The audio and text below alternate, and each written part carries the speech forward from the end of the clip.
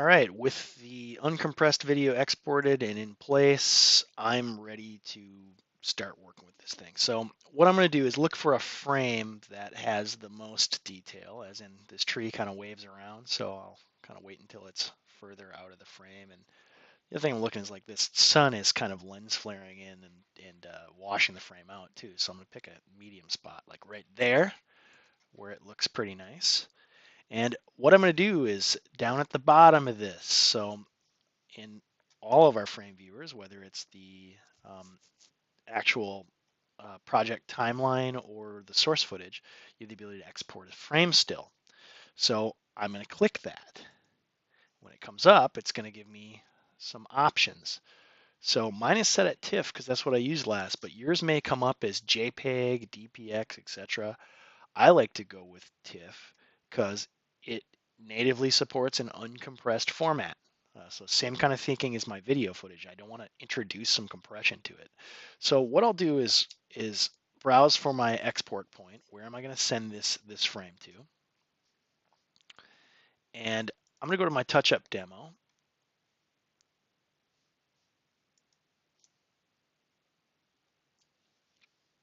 And I have a folder in here that I've already made called Stills, Plates, and Touchups. And I have my sky source in there that I'm going to work with in a minute. But for now, what I'll do is I'll save this to that. I'm going to save it right there. And I may even just rename it so it makes some sense. I'll call this meditation. Oops, here. Meditation frame. And say OK. It's going to dump it out. All right, let's go find that frame. All right, so here's my project. And I just exported the meditation frame. And there it is. I'm going to take this and open it up in Adobe Photoshop. All right, here we go. This is in place. So admittedly, I'm playing a little bit of background here, but if you know how to use the clone stamp and maybe some basic selections to control and isolate ranges, that's basically what you're going to need to do this. So I'll go through and kind of do what I did specifically. I left my background layer in place and I went ahead and added a new layer so that I could do any cloning on that layer. And I'm going to grab the clone stamp tool and go ahead and start painting out some of this tree. So I like to kind of rough it in and then go back and refine. So what I think I will do is just hold down my Alt Option. That's gonna, my Alt Option key is gonna let me choose a sample spot. So maybe I'll sample there to start. And as I hover over, this should show the clone. It's important to note that I have my clone set up to, let's just sample all layers. That'd be perfect. Sample all layers. And this way I'm painting on a non-destructive kind of layer. I'm not writing over my image. So what I think I will do is go through and just kind of try to paint that skyline contour. And I'll have to go back and fix some of this up because right now it's not looking so clean. Let's paint it over. I'll go back through over here too. In fact, maybe I'll pick kind of an edge of the tree line. So it's going to build out approximately looking similar. And I may get some duplication in here, but I'm not too worried about that right now. Oops, let me undo here. I'm going to pick something with the actual shoreline on it so I can line that up. There we go. Paint my shoreline in. Just trying to keep those lines of sight consistent. I'll kind of do the same thing here because I've got kind of a breaking line on that. I'll pick that line and try to line that up too. Let's go like right here.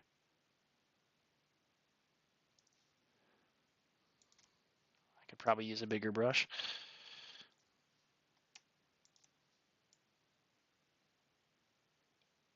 Go through and just roughly repaint everything to build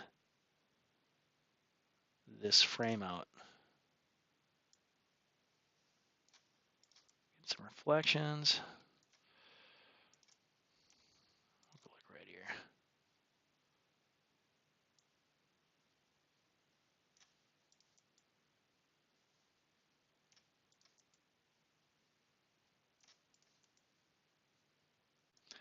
So I just skipped ahead a little bit here so you didn't have to sit and watch me go through all my clone stamping and adjustments. But basically, I tried to get a pretty clean look where I kept my horizon line going. And this project is a little forgiving because it's all out of focus, so it's a little bit easier to sell that illusion. So what I think I'll do now is focus on the sky area. So what I'm going to do is just give myself a clean sky to work with first. So I'll make a copy of both the background layer and um, and my touch-up layer, and I think I'm just going to merge these together so that they are kind of one finished layer. And then what I'm going to do is set up a dedicated group because my intent is to isolate the sky. So I'll throw that in there.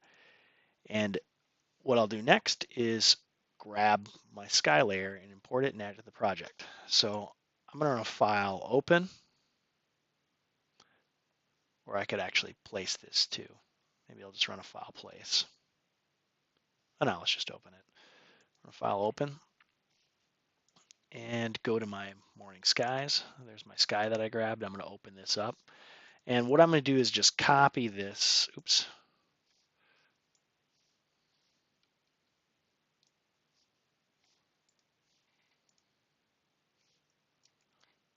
Copy this.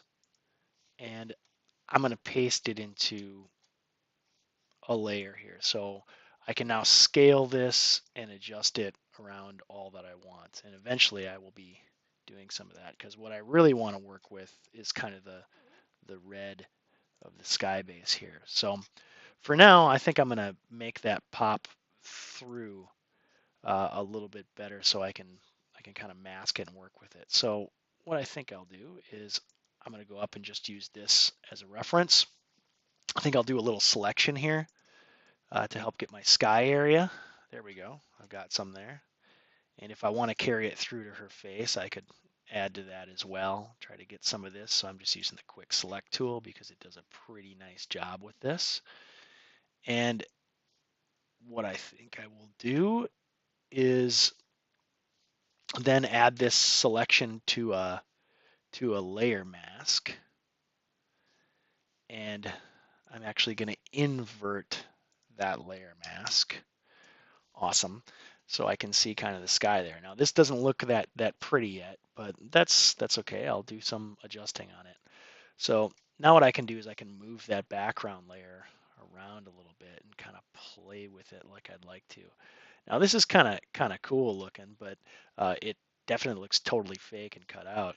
So what I'll do is kind of blend this horizon line to look a little bit more like you would see in the morning, where you get a little bit of that roll off where the horizon meets. So I'm just going to go alter the layer mask on this. So much like clone stamping, I'm also playing on the idea that students at this level have also done a little layer masking. So I'm going to grab a brush, and right now my brush is nice and soft.